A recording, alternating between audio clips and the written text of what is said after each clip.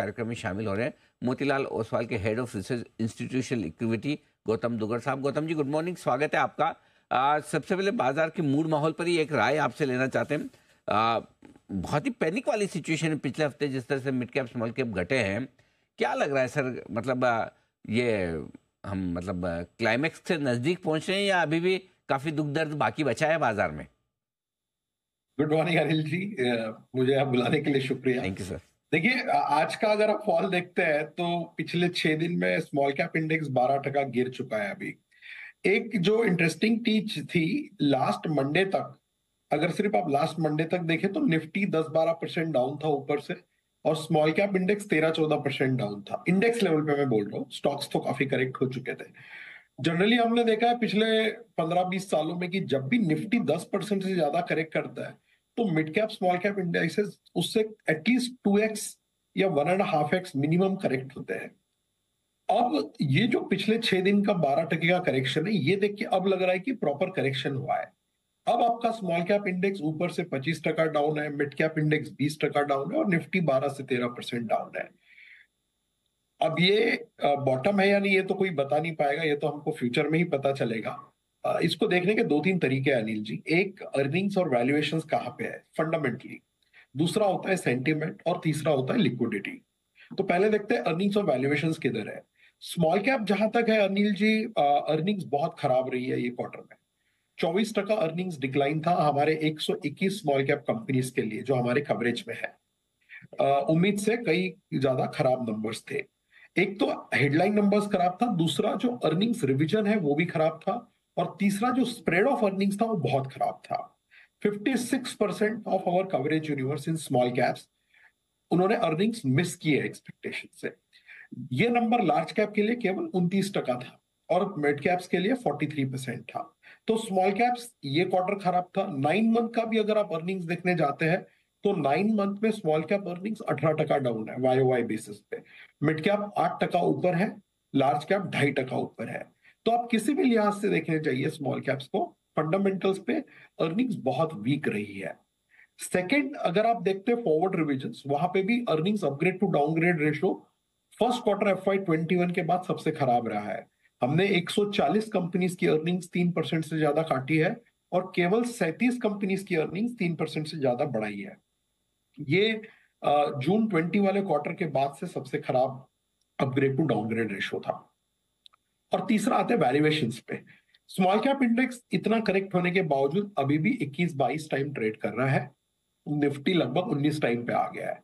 Small cap का 10 साल का एवरेज अगर आप देखने जाते हैं तो 16 का पीई होता है, अभी वो 22 पे है, 21 या 22 के रेंज पे। तो अभी भी लॉन्ग पीरियड एवरेज के मुकाबले महंगा है, निफ्टी के मुकाबले महंगा है। तो प्योर सिर्फ फंडामेंटल्स देखने जाए तो मुझे लगता है कि अभी भी रिस्क रिवॉर्ड उतना अट्रैक्टिव नहीं होता है। लेकिन क्या होता है, बाजार हमेशा एक्स्ट्रा स्विंग करता है। तेजी में भी हमने देखा था कि वैल्यूएशंस बहुत ज्यादा ऊपर चले गए थे, और मंदी में जनरली ये होता है जब डाउनटर्न सेट होता है, वैल्यूएशन नीचे एक्स्ट्रा में पुल डाउन होता है। हालांकि एक बाउंस बैक आ भी सकता है, बिकॉज हम पिछले 10 दिन से लगातार गिरते जा रहे हैं, एंड सेंटिमेंट उसके वजह से थोड़ा सा ब्रोकन हुआ है। लिक्विडिटी, जैसा कि आपने कई बार एनालाइज किया ही होगा, डोमेस्टिक लिक्विडिटी अभी भी बहुत स्ट्रांग है। एफआई लिक्विडिटी अभी भी डेली आप सेलिंग 3,000 से 4,000 करोड़ का देख रहे हैं। पिछले 4 महीने में $21 बिलियन का सेलिंग हुआ है। और दूसरी बात अनिल जी, अभी अब अगर आप डेटा देखते हैं एफआईएस का, 1 जनवरी 2022 से लेके तो लगभग 3 साल और 2 महीना, 38 महीने में एफआई का टोटल नंबर नेगेटिव हो चुका है $10 बिलियन का। तो total cumulative flows of FIS since 1 जनवरी 2022 अब नेगेटिव 10 बिलियन है। उसके सामने डोमेस्टिक 130 बिलियन या 135 बिलियन के करीब पहुंच चुका है।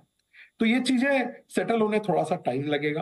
हालांकि कई सारे बॉटम अप बेसिस पे मिड कैप स्मॉल कैप्स में अभी थोड़ा बहुत इंटरेस्टिंग आइडियाज इमर्ज होने चालू हो गया है, जो कि 3 महीना पहले बिल्कुल आपके पास चांस नहीं था बॉटम अप आइडिया पिक करने का, क्योंकि वैल्यूएशन बहुत ज्यादा महंगे थे। इंटरेस्टिंग चीज आपने बताई कि अभी भी इन जनरल महंगे हैं छोटे मझोले शेयर, लेकिन कहीं कहीं आपको मौके दिख रहे हैं। क्या फिर ऐसे में बेहतर ये है कि जब भी खरीदारी करनी हो लार्ज कैप्स में ही खरीदें, और क्या खरीदें? बिल्कुल, हमारा ये ओपिनियन जुलाई 2024 से रहा है, जब हमने लार्ज कैप का वेट हमारे मॉडल पोर्टफोलियो में 76% कर दिया था। सबसे बेहतर बात लार्ज कैप के लिए आज ये है अनिल जी कि उनके वैल्यूएशंस ऑलरेडी डिस्काउंट में चले गए हैं। राइट, लार्ज कैप का एवरेज निफ्टी का 20.4 का है 10 ईयर का, अभी 19 टाइम्स ट्रेड कर रहा है, जबकि मिड कैप अभी 28 टाइम्स है पी इंडेक्स पे, और स्मॉल कैप जैसे अभी हमने पिछले 5 मिनट में बात किया 22 के पी पे। तो लार्ज कैप एब्सोल्यूट वैल्यूएशंस पे भी अभी थोड़ा डिस्काउंट में चला गया है।